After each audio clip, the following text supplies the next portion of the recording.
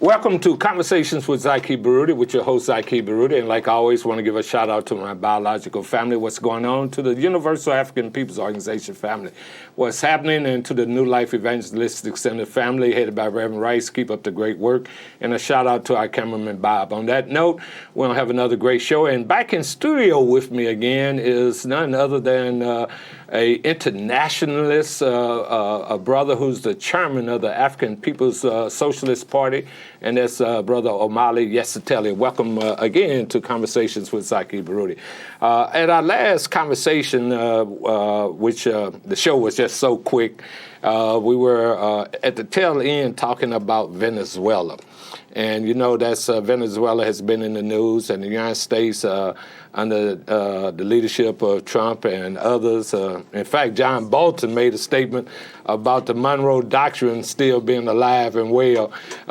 Give your take for our audience, for black and poor and working white people and other people in this country, why they should be concerned about what's taking place in this Venezuela. Country and around the world. Right. The fact is that this whole social system is in a state of crisis. As quiet as it's kept, even Trump is evidence of the crisis of the social system, so that the base for white power in the world is so narrow now. You got a handful of people, maybe 40% of the people who support Trump, and those are mostly white. It's clearly that the Republican Party now is actually a white man's party, and it is because of the crisis of the social system. It's hard for it to pretend anymore, and it's a social system that rests upon a foundation of slavery and colonialism. And now it's a parasitic social system. If it can't suck the blood of the people in Venezuela, remember all that oil and Citgo when Hugo Chavez became the president of that country, how he was able to take the oil for it to benefit the people in Venezuela, and then also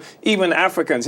Zip codes in this country where Citgo service stations existed, the prices was lower because of that kind of solidarity that was coming from Venezuela to black people, to our people here. And Hugo Chavez bragged about the fact that he was African, so-called Indian ancestry. And most of South America, most people don't understand this, is also a territory that has been divided according to black people, nationality, African slaves, and the indigenous population, the so-called Indians. The worst off people in South America are black and so-called Indians, and most of the countries are white-led, I should say. Venezuela was white-led. Panama, even was white-led. That's one of the reasons there was so much enmity toward Noriega in Panama, because he was not white like the rest of them. So that's not something that's that well known for a lot of people. And so under Chavez and the system that they put in place, the people now were benefiting, had a relationship with Cuba. Cuba sent more than 20,000 doctors to the most impoverished sectors of Venezuela to give free health care to the people there. And they were trying to take a path of socialism so that the ones who produce the value, the working people, now own and control the value. And this is what was happening. This is part of what upset the United States and the whole imperialist empire so much. And Venezuela also was challenging the hegemony of the U.S. dollar. They were looking and creating other kinds of financial institutions, working with Libya, working with other countries that were trying to break free from the dollar. This was part of the crisis of the whole social system. This is why you see right now permanent warfare that's coming from the U.S. Drones killing people in North Africa, throughout the so-called Middle East, and the police killing the black people here. The aggression that's trying to hold on to what they've already stolen. And Venezuela is part of what they had stolen until Hugo Chavez, and then following him. And I believe they killed Chavez, by the way. With the cancer. With the cancer, yeah. Right. And now Maduro, who has followed him. Maduro is a bus driver. Who ever heard of a country where the president was a bus driver? That's workers' power, and that scares them to death. They don't want the working people to assume that there's any possibility of us being able to run our own affairs. Now, address the fact that one of the myths, I would call myths, is that Maduro was not duly elected by the people. Well, this is what's so crazy about that. I mean, here you have the Democratic Party claiming that the Russians are the ones who elected Trump. But you don't hear a single Democratic Party person saying anything about how Trump and the U.S. government is involving itself in deciding who is going to be the president in Venezuela. They took a man that nobody had ever heard of before, and this guy said, I'm the president, and then the U.S. said, yeah, you're the president. The Venezuelans went through several different elections, and they elected first Chavez, and then following that, Maduro, despite all of the efforts that the United States made, and this guy was elected. What election happened that gave Guaido, the one that this white guy that they've said, what election happened? None. Right. Like Caesar, he crowned himself, right? And so it's just ridiculous. It's nonsense. And in fact, the last election, that was a lot of international observers throughout Venezuela, which we don't have here in this country. Don't have it. And said that certified that the election was proper. So what would be your message to poor and working people around the whole issue of Venezuela? What should the everyday, many people may say, that don't concern me, I'm trying to survive right here in America. Yeah, and of course people are trying to survive, and that's one of the things that they count on. The people who are running this thing, they don't count on legitimacy. They don't think the peoples of the world think it's legitimate. They think that the people are so unorganized that they can say and do anything they want to because there can't be a coherent response by the people to what they're doing. So one of the things, what you just suggested at our last show, join an organization, get organized, because that's the best thing that we have going for us, too, to recognize that the people in Venezuela are involved in the same struggle that we are involved in now. The whole social system rests upon the ability to exploit people in Venezuela and to exploit people right here in North St. Louis. So that we're involved in the same struggle. The whole thing is in a shaky proposition, and for those of us who really want freedom, then we have to do everything we can to deepen this crisis of imperialism and not rush off to save them. Did you know that even as we talk about Venezuela, the U.S. government is involved in more than 100 wars on the continent of Africa at this very moment? 100 wars. More than 100 wars, wow. On that note, we'll have to take another break. Surely.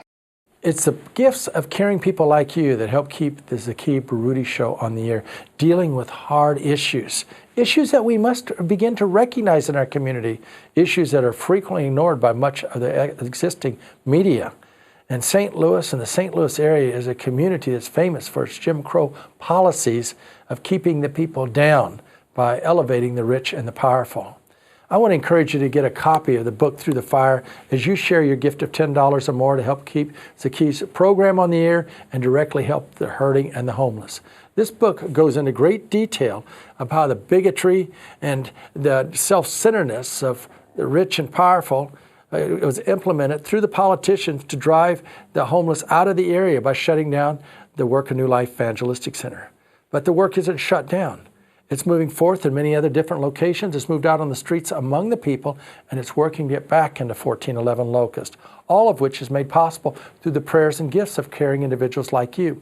And that's why your gift is so very important at this time.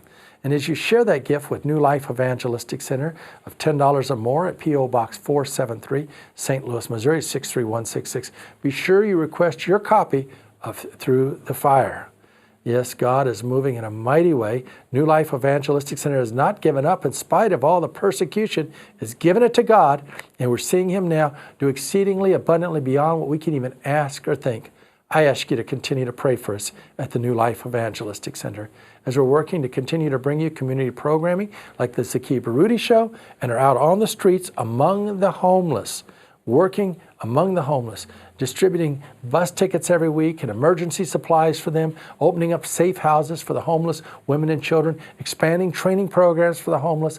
All of it is possible because of each one of you that is sharing that much-needed gift now with New Life Evangelistic Center. So when you send your gift of $10 or more, please request a copy of Through the Fire. It's P.O. Box 473, St. Louis, Missouri. That's 63166.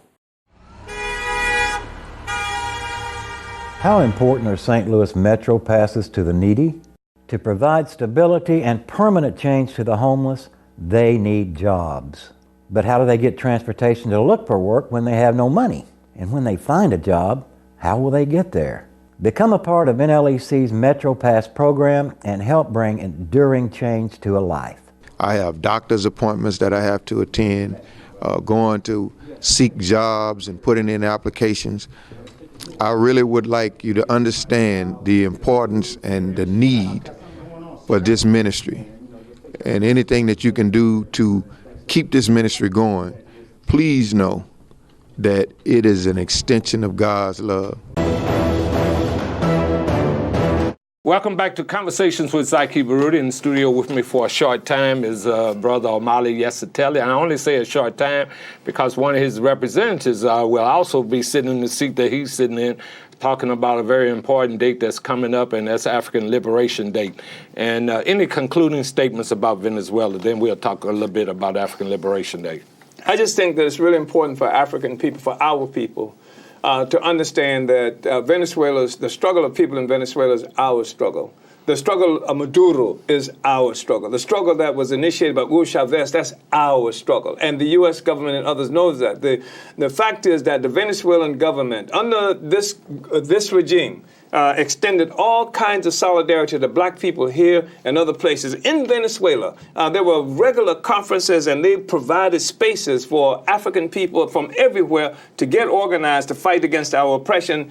We must support the Maduro government in Venezuela, the people of Venezuela, and that the United States government is a terrorist organization that's trying to destroy that government precisely because it represents black people, precisely because it represents poor people, precisely because it represents the working people, and precisely because it has broken up this hold that the United States had on all of South America and the Caribbean that he used to refer to as this backyard. And as Comrade Zaki was saying earlier, that Bolton, this thug that the U.S. has used for all kinds of crimes against peoples around the world, has declared that the Monroe Doctrine is still in play, which means that the United States is a playground for only the United States can be there. Cuba, Russia, Iran, no other country can have anything to do. It's just theirs to dominate forever. And you mentioned Cuba because also as an extension of the Venezuela crisis,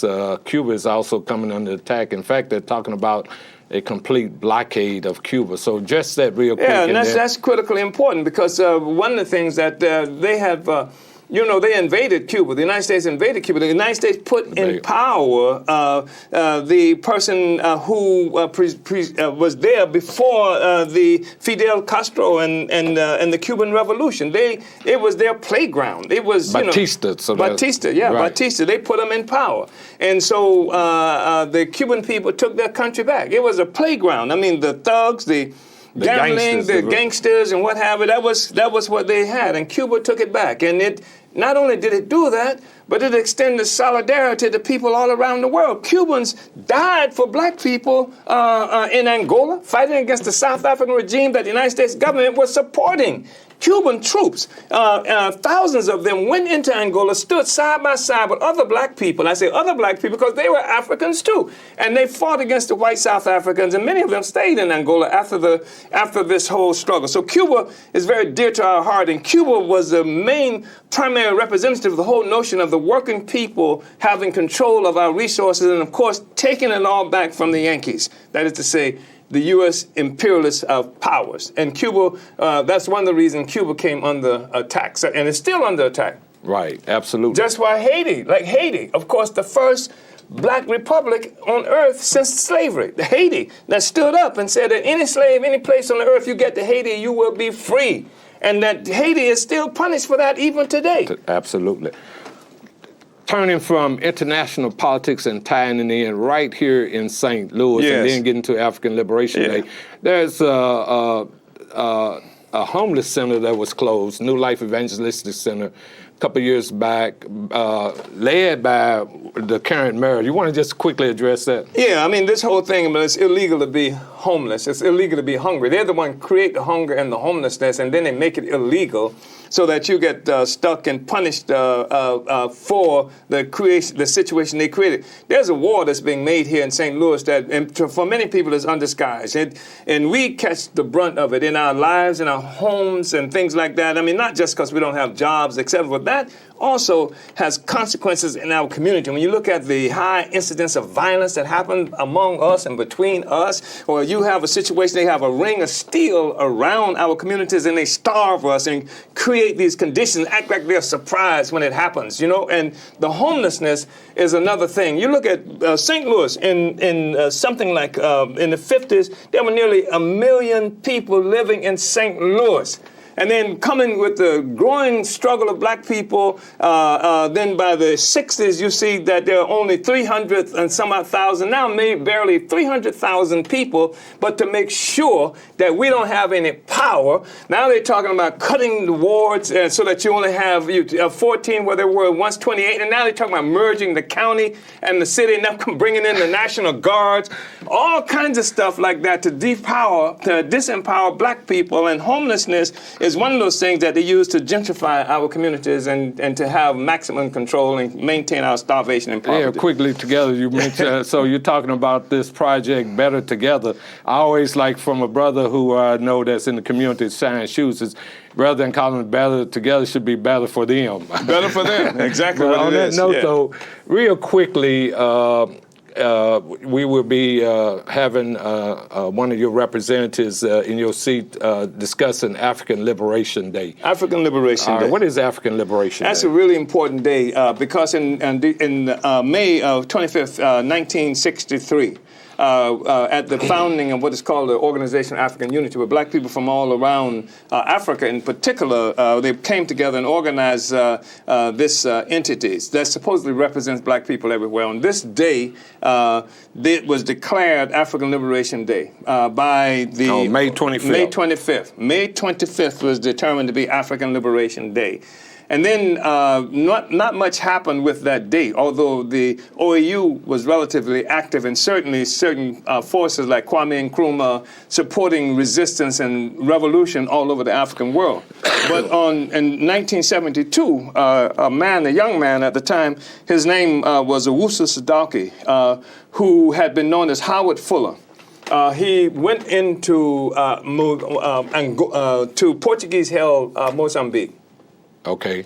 And worked with the Frelimo to fighting against Portuguese liberation. And then they asked him to come back to the United States to organize African Liberation Day in solidarity and support for the struggles for freedom that was happening on the continent of Africa. And that's what he did. In 1972, we had the first International African Liberation Day mobilization. On that note, it's been real good talking again with you. And we, on the other side of the break, we'll be having your representatives. Splendid. Okay. An epidemic of homelessness is sweeping throughout the United States of America. In city after city, people are ending up on the streets. Now, instead of feeling overwhelmed, as believers, we can do three things. We can give, we can volunteer, and we can pray.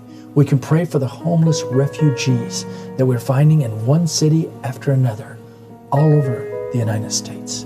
So many people ending up out on the streets. And the hearts of so many are growing cold at this particular time and indifferent to the need. Jesus said, as oft as you've done it to the least of these, he said, even so you've done it unto me. When's the last time you've prayed for the homeless refugees in the United States of America, appearing in city after city, not only in major cities, but even smaller cities? So many people ending up out on the streets, even in resort areas, places you never think you'd find homeless people, they're there. Jesus said, foxes have holes and birds have nests, but he, the Son of Man, had nowhere to lay his head. Please pray for the refugees. Please pray for the homeless people in America. And pray for those that are on the front lines, the first responders, reaching out through Jesus Christ among the homeless and hurting, whether it's in Springfield or St. Louis. Your prayers and gifts to the New Life Evangelistic Center makes a big difference. This New Life Evangelistic Center, P.O. Box 473, St. Louis, Missouri, is 63166. If you can't receive NLEC TV on channel 24.2 on your TV, you can watch us on your home computer or laptop, anywhere in the world. Simply type in NLEC TV, then select NLEC TV support and click on the small NLEC TV on the right of the menu bar. Click on the play indicator to start the live programming, the same programming as 24.2. You can then enlarge the picture and enjoy your favorite programs like the NLEC Worship with Larry Rice, The Bernie Hayes Show, Experience the Benefits of Change with Pastor Burris, Conversations with Zaki Baruti, News and Views, and so much more. Can you hear the music of creation? NLEC TV is also available on all mobile devices such as smartphones and iPads. By getting the NLEC TV app, you can enjoy NLEC TV anywhere you go. Welcome back to Conversations with Zaki Baruti. In the hot seat with me is Sister Kalambay Andenet, Yes. who's with the African People's Socialist Party as well as in Bendham. On the other side, we were talking with Chairman Omaliye Yeshitela about African Liberation Day, and you wanted to have an extension of that conversation in terms of the movement, African People's Socialist Party is getting ready to have a concrete program around African Liberation Day? Yes, I'm very excited. So my name is Kalambay Andenet, and I'm the International President of the International People Democratic Uhuru Movement, and our headquarters is right here in St. Louis. And we are going to be having a bus that's leaving out of here to get to D.C., to go to this. And people will be coming from all over the world. Literally, we're going to be having forces that's from the Congo that's going to be speaking there, Chairman Omaliye Yeshitela, and so many more people going to be in D.C. We're going to have a march. You know, we're going to be celebrating the struggle, African people saying that we got to be free, that we united around this fight for liberation. So African Liberation Day is something that you don't want to miss. And I want to tell people how they can get there from right here in St. Louis. And how can they get there? It's so easy. It's just the easiest thing for you to do. First, I wanted to let you know that it's going to be $150. And that include your travel, and that includes your hotel stay. We're going to be traveling. Now, how many nights are you going to be there? So we're going to be leaving. Great question. We're going to be leaving on the 24th at 12 o'clock, and we're going to be leaving from 4101 West Florissant. And we're going to travel there, and we'll be there for the 25th, the 26th, and we'll be traveling back the night of the 26th, and we'll be back in St. Louis on the 27th that morning. Okay, so you'll be traveling, you're leaving out May 24th, and it'll be nonstop to D.C. Yeah, we got logistics laid out, so you will find out all the information on like all of our stops, and then we're going to go nonstop to D.C. And when we get to D.C., we're going to stop at the hotel, get a night rest, and then we're going to be up ready for African Liberation Day, the march. It's going to be vendors that's coming from everywhere. It's just going to be an amazing time, and then great concrete programs on the struggle for African Liberation Day, the struggle for African people all over the world. You'll be hearing different things. So in terms of the programming, is the program supported by organizations from across the country, African-oriented organizations, and also internationally? Who would be there? So the African Liberation Day is held by the African People's Socialist Party, and we have several different organizations. We have ANWO, the women's organization. We have EPDM, the international EPDM organization. We have ABDEP. We have OD, we got the Black Power Blueprint, and all of the whole umbrella will be there. And people that are part of our organization and other organizations are welcome to come as well to be a part of African Liberation Day. Now, what would you say to a person who's listening saying, why should I take time out of my busy schedule to, Well, I think that is I think it's so important for us to constantly have on our brains that we have to be liberated, that we need to attain power, and to come and be around Africans from all over the world to understand that the struggle for African people is a struggle that is taking place all over the world. To come with like-minded people in one place that is saying that I am dedicated to continue the fight, to push forward, to see Black people, African people free. I mean, why wouldn't you want to be there? And that's a great point. But say, for instance, there are some people out there sitting, they may be having their little cocktail in there, drinking their cocktail, say they got that nice Cadillac out front. I'm free. What would you say to them?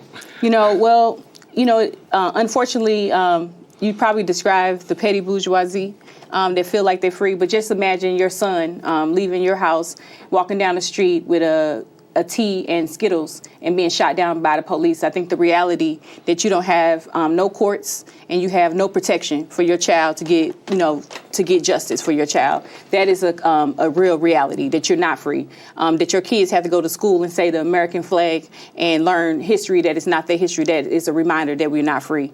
Okay, on that note, we'll have to take a quick break. Hello, I'm Larry Rice, Director of New Life Evangelistic Center and NLEC TV, and I come to you now and I ask you just to please pray and consider becoming a partner with us here so that we can continue to keep conversations with Zaki Baruti on the air.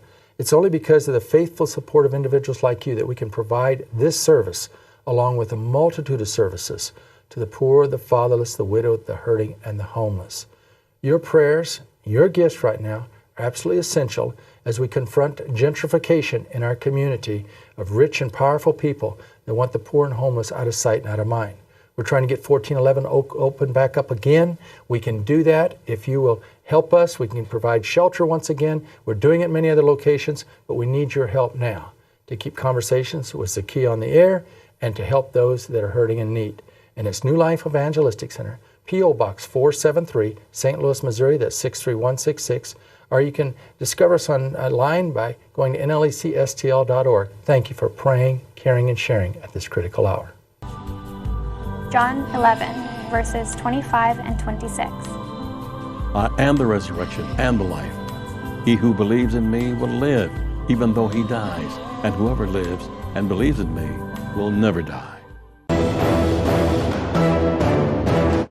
Welcome back to Conversations with Zaki Baruti, and we only have a few more minutes left, and in studio with me is Kalambay Antoinette, and we're talking about African Liberation Day. If anybody wanted to get in contact with you in terms of that, how would they be journeying to Washington, D.C.? So the phone number you can get in contact with me is 314-380-8016. So again, it's 314-380-8016. That's the number. You can get in contact with us to let us know that you're interested in going to African Liberation Day. It's not too late to get signed up. And I just wanted to say that it is other organizations all over the world, not just the African People's Socialist Party, but other organizations that is bent on seeing African people liberated, that wants to be a part of African Liberation Day, that will be there as well. You got any additional names? So we have Betty Davis.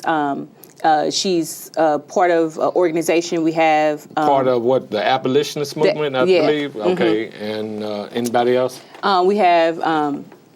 I'm sorry that I haven't one of. I had a brain freeze. But the bottom line is, you don't have a wide range of different progressive organizations and movements that's going to be there. And approximately, how long would the program be taking place in D.C.? So we're going to have a march, which is always fun.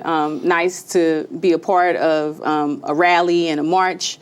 And exactly where in Washington, D.C. will you be having the demonstration? I mean, the rally. Is that at Lafayette Park? No, it's not going to be at Lafayette Park. It's going to be in the hardcore African community. Okay. Where we'll be marching from. Okay, but people can find out that information once they contact you. Yeah, they can contact me, or they can go, if you are on Facebook, you can go to our Facebook page. We have a African Liberation Day Facebook page, and we have the African People's Socialist Party Facebook page as well that is posted on there, and on the St. Louis local EPDM page is on there as well. So it's all over our pages, but you can get in contact with me by, calling that number, or come to 4101 West Florissant. The office hours are from 9 to 5, where someone will be there that can give you more information. Okay, then on that note, we want to thank you for being in studio with us, and we're encouraging everyone to let's pack the house in Washington, D.C. in support of African Liberation Day. On that note, again, like I always encourage everyone to join an organization. You can join the African People's Socialist Party. You can join the Universal African People's Organization Black Struggle. It's a number of organizations that but need people power. On that note, may God bless each and every one of you.